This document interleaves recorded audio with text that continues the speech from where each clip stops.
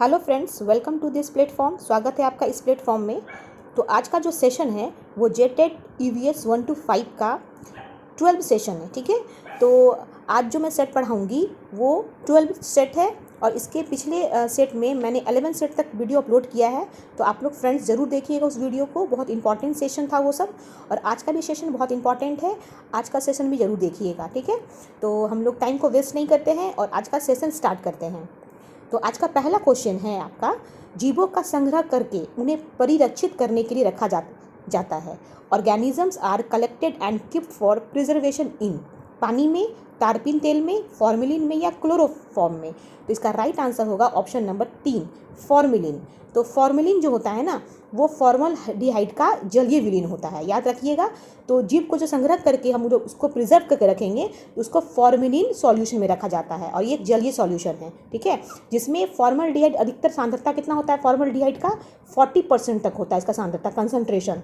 और फॉर्मेलिन के दो महत्वपूर्ण उपयोग होता है कि इसका उपयोग जो होता है ना, जैविक प्रजातियों के संरक्षण के लिए किया जाता है। याद रखना है, इसका संरक्षण होता है जैविक प्रजातियों के लिए, इसके संरक्षण में इसका उपयोग किया जाता है। और इसका उपयोग जो होता है ना, सिंथेटिक पॉलीमर में किया जाता है, जैसे कि बैकलाइट और सिंथेटिक ड्राई, ये सब में किया जाता है। तो आपको मेन याद रखना है कि जैविक प्रजातियों के संरक्षण के लिए फॉर्मेलिन का इस्तेमाल किया जाता है। और इसमें कितना होता है, इसमें जो सांद्रता होता है फॉर्मलडिहाइड का, इसमें 40% कंसंट्रेशन होता है फॉर्मेलिन में, फॉर्मलडिहाइड का, याद रखना है। ठीक है, अगला प्रश्न है, निम्नलिखित में से आसूचित्र उपकरण है, which of the following is an improvised apparatus oblique device. सूखा तेल, प्लास्टिक की फनल या स्प्रिट लैम्प या अभिवर्धन हैंड लैम्प। इसका राइट आंसर है ऑप्शन नंबर 3, स्प्रिट लैम्प। याद रखना है कि स्प्रिट लैम्प, जिसे अल्कोहल बर्नर भी कहा जाता है, इसे क्या कहता है, अल्कोहल बर्नर। याद रखना है कि स्प्रिट लैम्प को अल्कोहल बर्नर के नाम से भी जाना जाता है और यह एक प्रयोगशाला तथा आशुचित्र उपकरण है। याद रखना है, जिसका उपयोग किस में किया जाता है, अग्नि उत्पन्न करने के लिए। इसका उपयोग जो होता है अग्नि उत्पन्न करने में किया जाता है, याद रखना इस चीज़ को। और इसका निर्माण जो होगा वो पीतल, कांच, इसका जो फॉर्मेशन होता है वो पीतल से, कांच से होता है, याद रखना है, और एल्युमिनियम से भी, एल्युमिनियम से, ये चीज़ को याद रखना है। तो इसका जो आसूचित्र उपकरण है वो ऑप्शन नंबर 3 है, स्प्रिट लैम्प।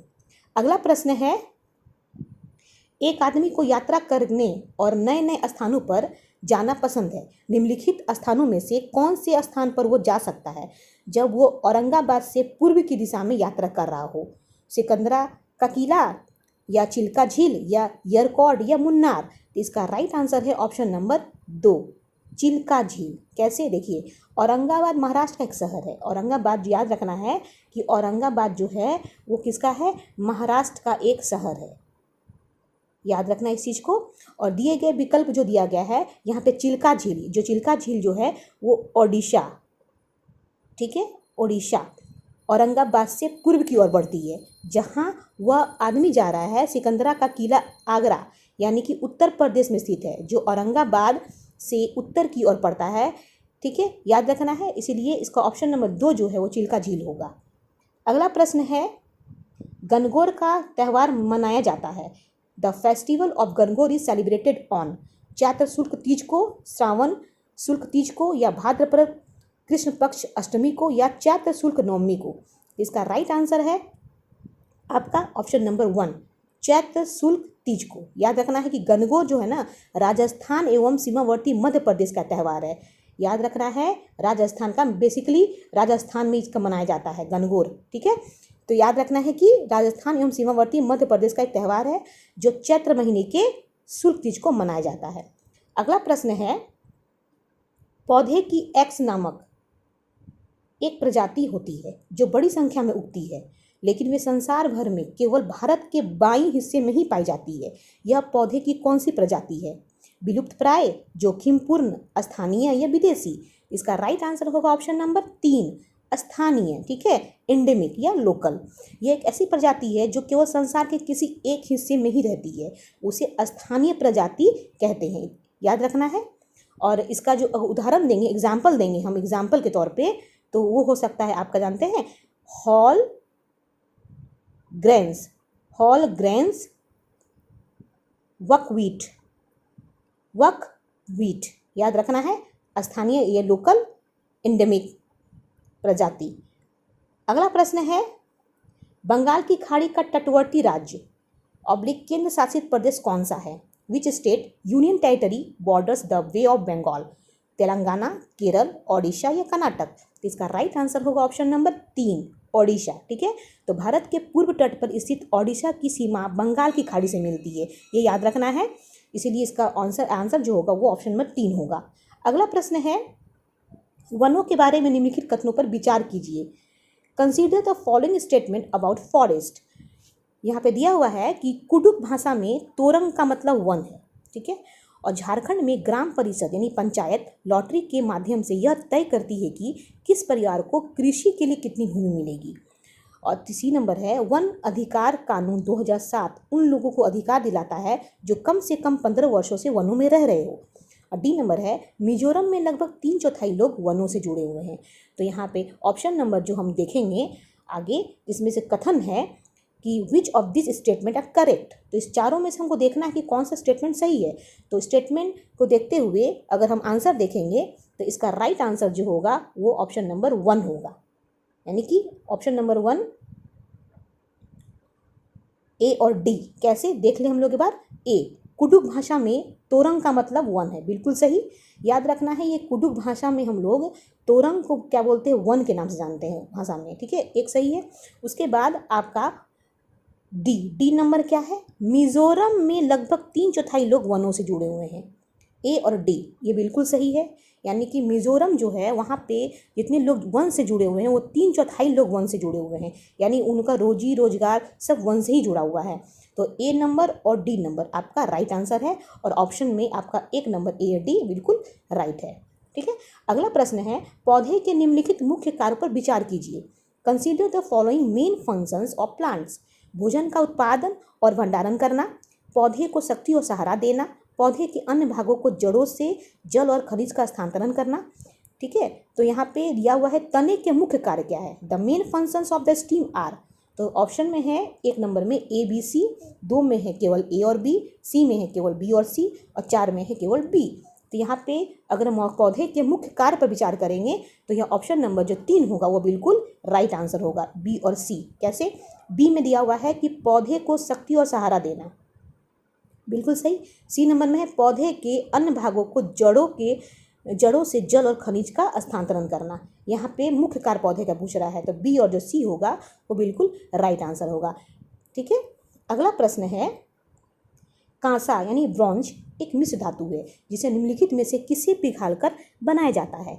जिंक और टीन, एल्युमिनियम और जिंक, टीन और कॉपर, या कॉपर और जिंक। इसका राइट आंसर होगा ऑप्शन नंबर 3, टीन और कॉपर। ठीक है, कैसे देखिए, कांसा जो होता है ना एक मिश्र धातु होता है, याद रखना है, एलॉय मिश्र धातु जो मुख्य रूप से तांबा और टीन का मिश्रण से बना होता है। इसमें लगभग जो 88% तांबा होता है, ठीक है, और 12% जो होता है वो टीन होता है। तब ये दोनों के मिलने से यानी कि ब्रॉन्ज बनाया जाता है, यानी कांसा। अगला प्रश्न है, हाथियों के बारे में सही कथन चुनिए। Select the correct statement about elephants. 3 महीने के हाथी के बच्चे का वजन सामान्यतः लगभग 100 किलोग्राम होता है। बी नंबर में है, वयस्क हाथी एक दिन में 200 किलोग्राम से अधिक पत्तियों और झाड़ियों को खा सकता है। सी नंबर है, हाथी बहुत अधिक आराम नहीं करते, वे दिन में केवल 2 से 4 घंटे ही सोते हैं। और डी नंबर है, हाथी कीचड़ और पानी से खेलना पसंद करते हैं। तो यहाँ पे A B C D statement दिया गया है, और हम स्टेटमेंट को देखते हुए अगर हम आंसर देखेंगे तो इसका राइट आंसर होगा ऑप्शन नंबर 1, सी और डी।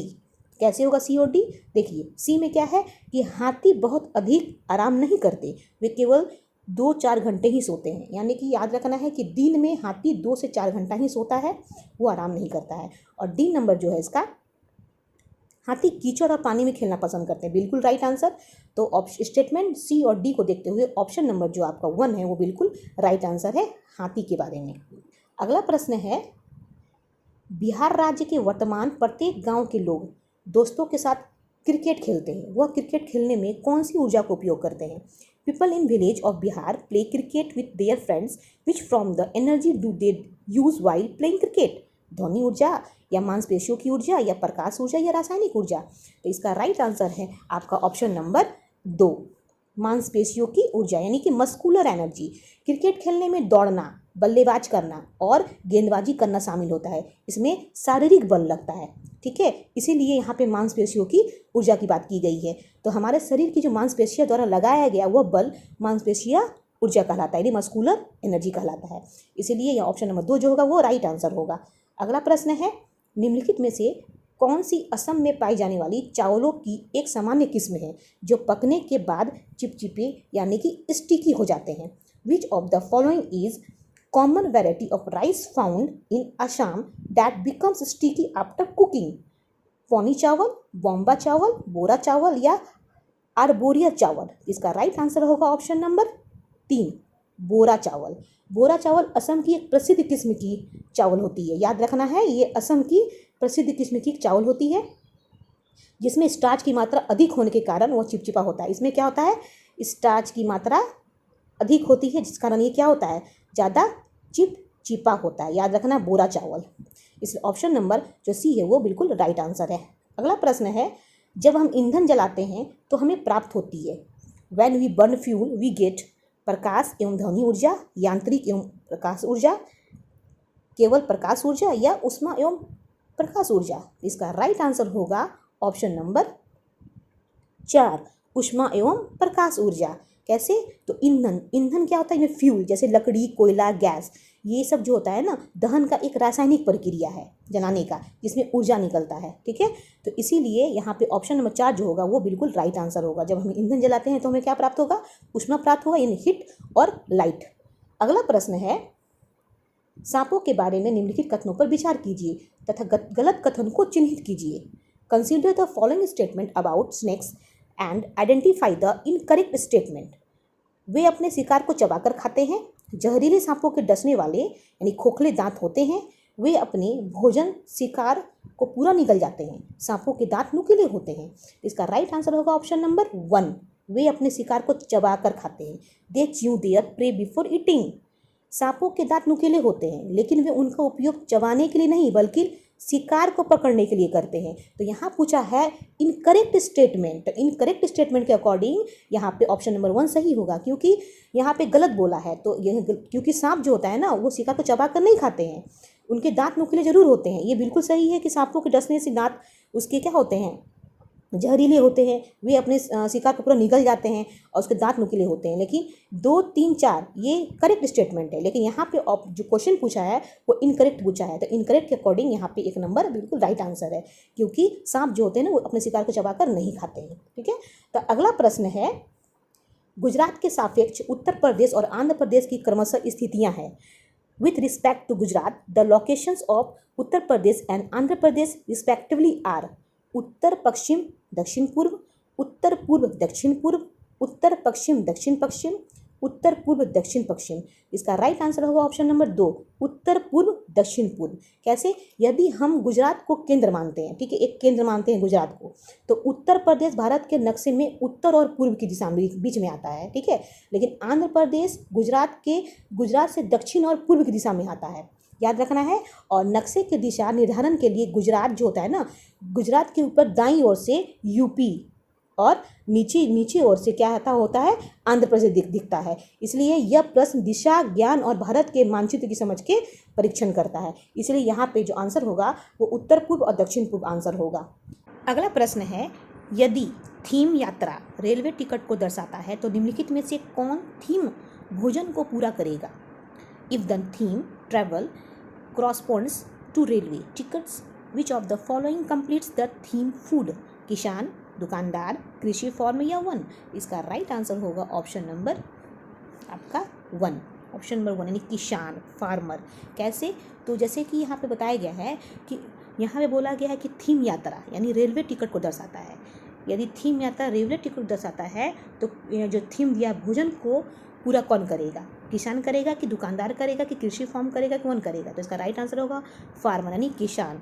तो देखिए ईवीएस में यात्रा यानी थीम के अंतर्गत रेलवे टिकट एक महत्वपूर्ण संसाधन होता है जिसमें जानकारी मिलती है। उसी प्रकार भोजन जो थीम का सीधा संबंध किसान से है, याद रखना है, भोजन ही थीम का संबंध किससे है? किसान से है, जो अनाज उत्पन्न करने का मुख्य क्या है? स्रोत है। इसलिए यहाँ पे ऑप्शन नंबर 1 जो है बिल्कुल राइट आंसर है। अगला प्रश्न है, ईवीएस शिक्षण के दौरान एक शिक्षक का वह बयान या प्रश्न जो विद्यार्थियों को स्वयं या अपने साथियों की प्रतिक्रियाओं से उत्तर को विस्तृत करने के लिए प्रोत्साहित करता है कहलाता है। ड्यूरिंग ईवीएस टीचिंग स्टेटमेंट और questions by a teacher that encourage student to elaborate on an answer from their own their peers response is called परीक्षण और त्रुटि, चैनिंग, खोजपूर्ण प्रश्न, प्रॉबिंग या कंडीशनिंग। ठीक है, तो इसका राइट आंसर होगा ऑप्शन नंबर 3, खोजपूर्ण प्रश्न यानी प्रॉबिंग। ठीक है, कैसे कि खोजपूर्ण प्रश्न जो होता है ना, तकनीकी का वह उपयोग तब तक किया जाता है जब शिक्षक छात्र के आधे अधूरे उत्तर को गहराई तक ले जाते हैं। इसलिए यह छात्रों को अपनी सोच को स्पष्ट करने और विस्तृत प्रतिक्रिया देने के लिए प्रेरित करता है, खोजपूर्ण प्रश्न। इसलिए ये ऑप्शन बिल्कुल राइट आंसर है, ऑप्शन नंबर 3। अगला प्रश्न है, आप ईवीएस के विद्यार्थियों के लिए व्यवहारिक गतिविधियों को प्रोत्साहित करना चाहते हैं। निम्नलिखित में से कौन सी क्रिया सबसे उपयुक्त है? यानी you want to encourage practical activities for EVS students, which of the following activities is most appropriate? एक चार्ट पर विभिन्न पौधे के भागों का चित्र बनाना, उपलब्ध सामग्री से ईवीएस किट विकसित करना, या ग्लोब से स्थान बढ़ाना, या विभिन्न देशों के सिक्के एकत्रित करना। इसका राइट आंसर होगा ऑप्शन नंबर 2, उपलब्ध सामग्री से ईवीएस किट विकसित करना। ठीक है, तो ये इसका राइट आंसर है। अगला प्रश्न है, ईवीएस के लिए रचनात्मक यानी कि रचनात्मक आकलन फॉर्मेटिव असेसमेंट है। Formative assessment for EVS is सीखने के लिए आकलन, सीखने का आकलन, अधिगम के रूप में आकलन, सीखने के बारे में आकलन। तो सही विकल्प चुनना है यहाँ पे, चूज द करेक्ट ऑप्शन। तो यहाँ पे ऑप्शन स्टेटमेंट के अकॉर्डिंग अगर हम देखें तो ऑप्शन नंबर 2 जो है बिल्कुल राइट आंसर है, ए और सी। कैसे? ए में क्या है? सीखने के लिए आकलन, यहाँ बोला फॉर्मेटिव असेसमेंट के लिए, तो सीखने के लिए आकलन यानी कि असेसमेंट फॉर लर्निंग, बिल्कुल राइट आंसर। सी में क्या है? अधिगम के रूप में आकलन, असेसमेंट एज लर्निंग, बिल्कुल राइट आंसर है। ठीक है, तो ए और सी इस स्टेटमेंट के अकॉर्डिंग बिल्कुल राइट आंसर है, जो ऑप्शन नंबर 2 में आता है। अगला प्रश्न है, निम्नलिखित में से कौन बाल केंद्रित रणनीतियों चाइल्ड सेंटर्ड स्ट्रैटेजीज को सबसे अच्छा दर्शाता है? Which of the following best represent child centred strategy? ठीक है, तो चर्चा, प्रदर्शन, व्याख्यान या सर्वेक्षण। तो इसका राइट आंसर होगा ऑप्शन नंबर आपका 3, यहाँ पे ऑप्शन नंबर 3। तो 3 में क्या है? ए और डी है, ए और डी। तो ए और डी हम लोग देख लेते हैं। ए में क्या है? चाइल्ड सेंटर्ड अगर हम देखें स्ट्रैटेजीज तो ए और डी। तो ए में क्या है? चर्चा, डिस्कशन होना चाहिए, बिल्कुल सही। डी में क्या है? सर्वेक्षण, सर्वे होना चाहिए, बिल्कुल सही। तो ए और डी जो है चाइल्ड सेंटर्ड स्ट्रैटेजीज को सबसे अच्छा दर्शाता है। तो ऑप्शन नंबर जो आपका 3 है वो बिल्कुल राइट आंसर है। अगला प्रश्न है, निम्नलिखित कथनों ए तथा बी को ध्यान से पढ़ें तथा सही विकल्प का चुनाव करें। Read statement A and B carefully and choose the correct option. A में है, लगभग 4700 वर्ष पूर्व सिंधु तथा इसकी सहायक नदियों के किनारे कुछ आरंभिक नगर फले फूले। ठीक है, बी में है, गंगा तथा इसकी सहायक नदियों के किनारे नगरों का विकास लगभग 1500 वर्ष पूर्व हुआ। अब यहाँ देखना है कि ए और बी जो स्टेटमेंट है उसके अकॉर्डिंग कौन सा आंसर सही है। तो इसका आंसर जो है वो आपका ऑप्शन नंबर 2 बिल्कुल सही है। कैसे? ए सही है किंतु बी गलत है। कैसे? देखिए, यहाँ पे ए बोल रहा है कि लगभग 4700 वर्ष पूर्व सिंधु तथा इसकी सहायक नदियों के किनारे कुछ आरंभिक नगर फले फूले। ए सही है, बिल्कुल राइट, लेकिन बी बोल रहा है गलत कि गंगा तथा इसकी सहायक नदियों किनारे नगरों का विकास लगभग 1500 वर्ष पूर्व हुआ था, बिल्कुल गलत। ठीक है, इसीलिए यहाँ पे स्टेटमेंट के अकॉर्डिंग ऑप्शन नंबर 2 जो है बिल्कुल राइट आंसर है। अगला प्रश्न है, यहाँ अभिकथन दिए गए हैं एसेरेशन की थीम परिवार और मित्र ईवीएस में एक प्रमुख थीम है। ठीक है, और पौधा और जानवरों को परिवार और मित्र के उप थीम के रूप में प्रस्तुत किया गया है। The theme family and friends is a major theme in EVS and plants and animals have been presented as sub-themes of family and friends. और कारण दिए गए हैं रीज़न, थीम के द्वारा मनुष्य और जीवन के अन्य रूपों की अनुयुक्तशीलता पर प्रकाश डाला गया है। Reason, the theme highlights the interdependence between human beings and other forms of life. तो यहाँ पे जो कारण दिए गए हैं, अभिकथन दिए गए हैं, तो इसमें ऑप्शन को देखते हुए हम लोग यहाँ पे आंसर चुनेंगे। तो पहला ऑप्शन है कि अभिकथन और कारण सही है, लेकिन कारण अभिकथन की सही व्याख्या नहीं करता है। अभिकथन सही है लेकिन कारण गलत है। अभिकथन गलत है परंतु कारण सही है। अभिकथन और कारण दोनों सही है और कारण अभिकथन की सही व्याख्या करता है, यानी सही व्याख्या है, यानी कर रहा है वो। ठीक है, तो यहाँ पे अगर हम देखते हैं चारों ऑप्शन को देखते हुए और यहाँ पे आपका अभिकथन और कारण को देखते हुए, तो ऑप्शन नंबर जो आपका 4 है वो बिल्कुल राइट आंसर है। अभिकथन और कारण दोनों सही है और कारण अभिकथन की सही व्याख्या करता है। ठीक है, तो यानी कि ये दोनों सही होगा कि परिवार और मित्र जो होता है वो एक प्रमुख थीम होता है ईवीएस का, और पौधे और जानवर को परिवार और मित्र की उप थीम के रूप में प्रस्तुत किया गया है। ये भी बिल्कुल सही है, यानी कि अभिकथन कारण को क्या कर रहा है, यहाँ अभिकथन और कारण दोनों सही बताया जा रहा है और कारण अभिकथन की सही व्याख्या है। तो यहाँ पे ऑप्शन नंबर जो 4 होगा वो बिल्कुल राइट आंसर होगा। ठीक है, अगला प्रश्न है, निम्नलिखित में से कौन सी रणनीति भोजन थीम को पढ़ाते समय पूछताछ यानी इंक्वायरी को बढ़ावा देती है? Which of the following strategies promotes inquiry while teaching the theme food? यहाँ पे ऑप्शन दिया गया है कि सैंडविच, सिकंजी, लेमन वाटर वगैरह को बिना आग के पकाने का प्रदर्शन, छात्रों से उसके परिवार के सदस्यों की खाने की पसंद का पता लगाने के लिए कहना, भारत के विभिन्न क्षेत्रों में उपयोग किए जाने वाले विभिन्न परिरक्षित खाद्य पदार्थों के चित्र दिखाना, छात्रों से विभिन्न खाद्य पदार्थों के चित्र एकत्र करने के लिए कहना। इसका राइट आंसर होगा ऑप्शन नंबर 2, छात्रों से उनके परिवार के सदस्यों की खाने की पसंद का पता लगाने के लिए कहना। यहाँ बोल रहा है कि कौन सी रणनीति भोजन इन थीम को पढ़ाते समय पूछताछ को बढ़ावा देती है, तो यहाँ पे ऑप्शन नंबर 2 जो है बिल्कुल राइट आंसर है। कैसे? छात्रों से उसके परिवार के सदस्यों की खाने की पसंद का पता लगाने के लिए कहेंगे। जब छात्र घर जाकर सर्वेक्षण करेंगे तो वो अपने सक्रिय रूप में डेटा एकत्र करते हैं और प्रश्न पूछते हैं, और यह गतिविधि जो होती है छात्रों की विविधता और व्यक्तिगत पसंद के कारण को खोजने यानी इंक्वायरी को प्रेरित करती है। चित्र दिखाना या प्रदर्शन करना केवल अवलोकन तक सीमित है, इसमें पूछताछ की गहराई कम होती है। इसीलिए यहाँ पे ऑप्शन नंबर 2 जो होता है वो बिल्कुल राइट आंसर है। अगला प्रश्न है, निम्नलिखित में से कौन सा समूह प्राथमिक स्तर पर ईवीएस के थीमों को दर्शाता है? Which of the following sets represent the themes of EVS at the primary level? भोजन, पदार्थ, आवास, परिवार और मित्र, यात्रा, प्राकृतिक संसाधन। आवास, यात्रा, चीज़ों जो हम बनाते हैं और करते हैं, या मौसम, पानी, यात्रा। इसका राइट आंसर होगा ऑप्शन नंबर 3, आवास, यात्रा, चीज़ें जो हम बनाते हैं और करते हैं। तो यहाँ पूछ रहा है कौन सा प्राथमिक स्तर पर ईवीएस के थीमों को दर्शाता है, तो ऑप्शन नंबर 3 जो है वो राइट आंसर है। ठीक है, अगला प्रश्न है, उस वस्तु का द्रव्यमान यानी मास ज्ञात कीजिए जिसका घनत्व यानी डेंसिटी 12 ग्राम मिलीलीटर है तथा आयतन यानी वॉल्यूम 3 मिलीलीटर है। Find the mass of an object whose density is 12 gram millilitre and volume is 3 millilitre.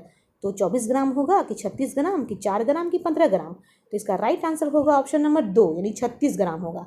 देखिए, द्रव्यमान ज्ञात करने के लिए वैज्ञानिक सूत्र होता है। ठीक है, द्रव्यमान बराबर क्या होता है, यानी कि यहाँ पे मास इक्वल टू हम क्या कर सकते हैं, डेंसिटी इंटू वॉल्यूम। ठीक है, डेंसिटी इंटू वॉल्यूम जो दिया गया है, तो यहाँ पे डेंसिटी कितना दिया है 12 और वॉल्यूम कितना दिया है 3, तो दोनों को मल्टीप्लाई करेंगे कितना आएगा 36 ग्राम। ठीक है, तो ऑप्शन नंबर जो 2 है बिल्कुल राइट आंसर है। अगला प्रश्न है, हरियाणा के सीमावर्ती राज्य है। The neighbouring states bordering Haryana are Uttar Pradesh, Uttarakhand, Madhya Pradesh, Himachal Pradesh, Punjab, Bihar, या बिहार, पंजाब, उत्तर प्रदेश, ये हिमाचल प्रदेश, राजस्थान या उत्तर प्रदेश? तो इसका राइट आंसर होगा आपका ऑप्शन नंबर 4, हिमाचल प्रदेश, राजस्थान और उत्तर प्रदेश। तो हरियाणा के उत्तर में हिमाचल प्रदेश, पश्चिम में दक्षिण में राजस्थान और पूर्व में उत्तर प्रदेश स्थित है। इसीलिए ऑप्शन नंबर 4 जो है वो यहाँ का हरियाणा के सीमावर्ती राज्य है, याद रखना है। तो हरियाणा की सीमा पंजाब से भी लगती है लेकिन बिहार तथा मध्य प्रदेश से नहीं लगती है, इसीलिए यहाँ पे हम ऑप्शन नंबर 4 को सही मानेंगे। अगला प्रश्न है, निम्न में से कौन सही सुमेलित है? यहाँ पूछ रहा है कौन सही सुमेलित है? Which of the following is correctly matched. संस्थान दिया है यानी इंस्टीट्यूशन, लोकेशन दिया है। केंद्रीय शुष्क भूमि कृषि अनुसंधान संस्थान हिसार, भारतीय चारा एवं घास अनुसंधान संस्थान Jhansi, central food technological research institute Bengaluru, V V Giri राष्ट्रीय श्रम संस्थान रांची। तो इसका राइट आंसर होगा ऑप्शन नंबर 2। भारतीय चारा एवं घास अनुसंधान कहाँ पे है? झांसी में है। यहाँ सही सुमेलित करने बोला है, तो सही सुमेलित के अकॉर्डिंग यहाँ ऑप्शन नंबर 2 जो है बिल्कुल राइट आंसर है। ठीक है, तो आपको याद रखना है कि भारतीय चारा और घास अनुसंधान संस्थान झांसी यानी उत्तर, यहाँ क्या पड़ता है? यूपी में पड़ता है ये। ठीक है, उत्तर प्रदेश में स्थित है। और इसकी स्थापना कब हुई थी? 1962 में। याद रखना इस चीज़ को। अगला प्रश्न है, मुंडारी नृत्य किस भारतीय राज्य से संबंधित है? Mundari dance is associated with which Indian state? Jharkhand, Karnataka, Mizoram या अरुणाचल प्रदेश। इसका राइट आंसर होगा ऑप्शन नंबर 1 झारखंड। यानी मुंडारी नृत्य किससे रिलेटेड है? आपका झारखंड से। तो ये बिल्कुल राइट आंसर है 1 नंबर। अगला प्रश्न है, उस कोशिकांग का नाम बताइए जो भोजन से ऊर्जा मुक्त करता है। Name the cell organelle that release energy from food. नाभिक, हार्मोन, एंजाइम या माइटोकॉन्ड्रिया। तो इसका राइट आंसर होगा ऑप्शन नंबर 4 माइटोकॉन्ड्रिया। यानी कि माइटोकॉन्ड्रिया को हम लोग पावर हाउस के भी नाम से जानते हैं, power house of the cell. याद रखना है, ये आप हमारे सेल का क्या होता है? पावर हाउस, यानी एनर्जी करेंसी इसके अंदर होती है। तो माइटोकॉन्ड्रिया होता है ना, भोजन से ऊर्जा मुक्त करता है, और इसको कोशिका का क्या power house of the cell कहा जाता है। ठीक है, और ये क्या करता है? ग्लूकोज का विखंडन करता है, ग्लूकोज को तोड़ने का काम करता है और रासायनिक ऊर्जा उत्पन्न करता है। इसलिए ऑप्शन नंबर 4 जो है बिल्कुल राइट आंसर है। अगला प्रश्न है, लास्ट प्रश्न, निम्न में से कौन सा एक नवीकरणीय स्रोत है? Which of the following is a runnable source? कोयला, पेट्रोलियम, वन्य जीवन या प्राकृतिक गैस। राइट आंसर होगा ऑप्शन नंबर 3 वन्य जीवन नवीकरणीय स्रोत है। वन्य जीवन एक नवीकरणीय स्रोत है। इस स्रोत द्वारा स्वयं प्रजनन और वृद्धि द्वारा स्वयं की संख्या को बढ़ाया जा सकता है। लेकिन कोयला जो होता है, पेट्रोल होता है, ये प्राकृतिक गैस आदि, ये जीवाश्म ईंधन है। ये सब जो है ना, ये सब क्या है?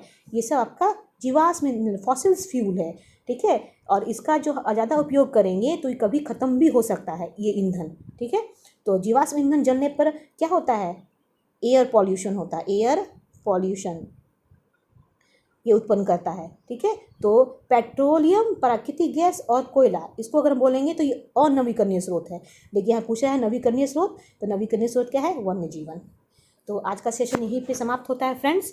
तो आप लोग इस सेशन को जरूर देखिएगा, ये बहुत ही इंपॉर्टेंट सेशन है। ठीक है, तो आज के लिए इतना ही। Thank you so much. और चैनल अच्छा लगे, वीडियो अच्छा लगे तो जरूर चैनल को सब्सक्राइब कीजिएगा, शेयर कीजिएगा, लाइक कीजिएगा।